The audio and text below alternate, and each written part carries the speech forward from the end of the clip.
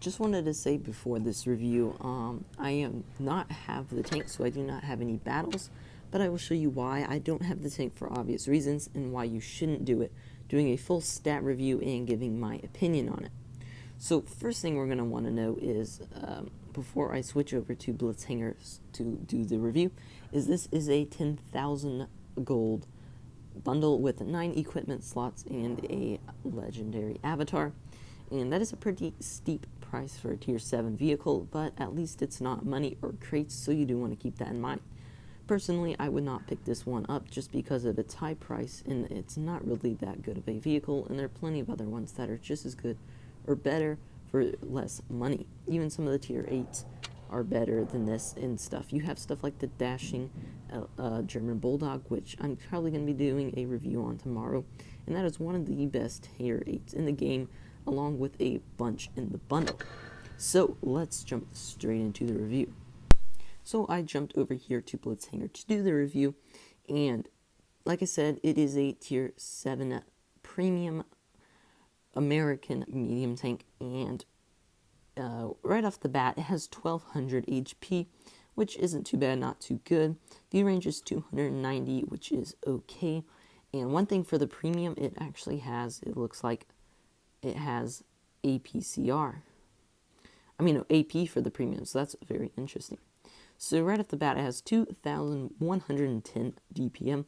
Penetration is 160, 225 alpha. And so let's get a little bit of a better look at this gun. So the DPM is very low, and the penetration is very low, but the alpha is good. I think Wargaming kind of overestimated the alpha. If they wanted to hit the penetration DPM so low, they should have made the average damage more than just 225, because that's not that high for a tier 7. Let's be honest, there are tons of 225 alpha guns, and it's really not that impressive. If we switch over to the premium here, the DPM is even worse at 1781, and you have 202 millimeters and 190 damage.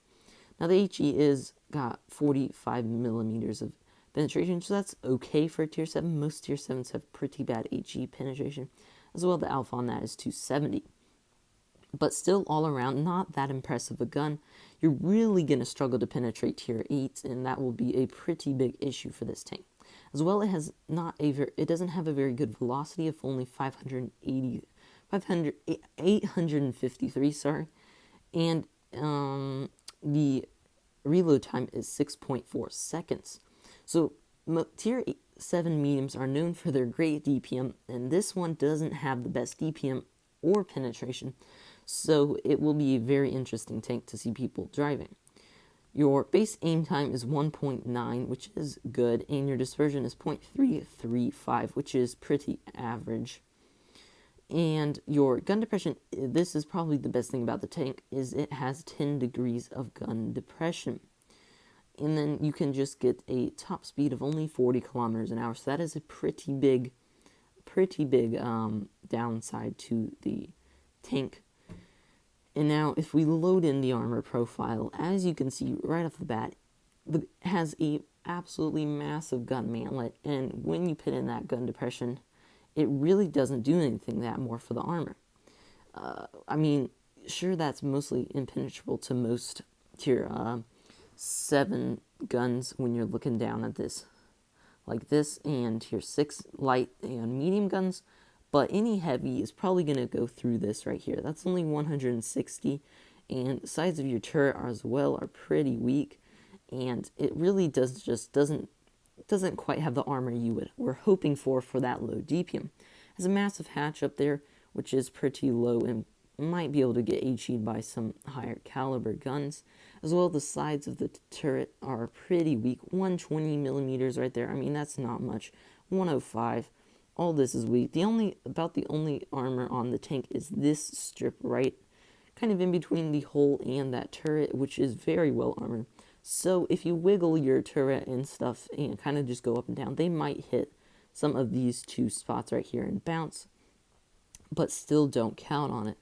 Now, concerning the sides, you're HEable to pretty much every 152 and probably quite a few even 122s. Same on your turret, which is absolutely paper. The rear of your tank is absolutely paper. The rear of your turret is pretty bad. Still HE resistant to smaller guns, but other than that, you're all pretty paper all around the back. So you are really going to want to watch out in this tank for large caliber guns like a SU-152 and such. So yeah, that's pretty much all about the tank. Sorry that I don't have any gameplay, but told you, not really not really wanting to spend 10,000 gold on this tank.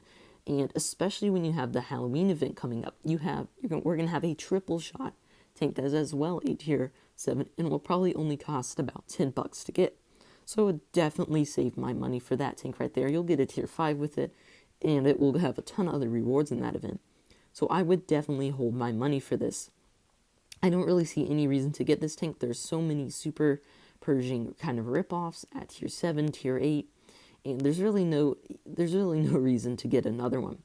Wargames just looks like they're trying to milk the Pershing. It has like 5 or 6 tanks, it seems like now, that are all based off of it.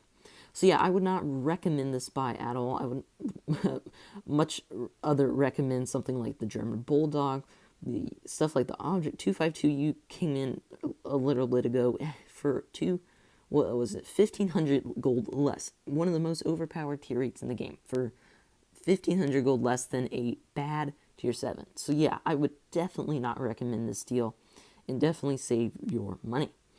Alright, well, hope you enjoyed the video, everyone, and I will see you next time. Bye.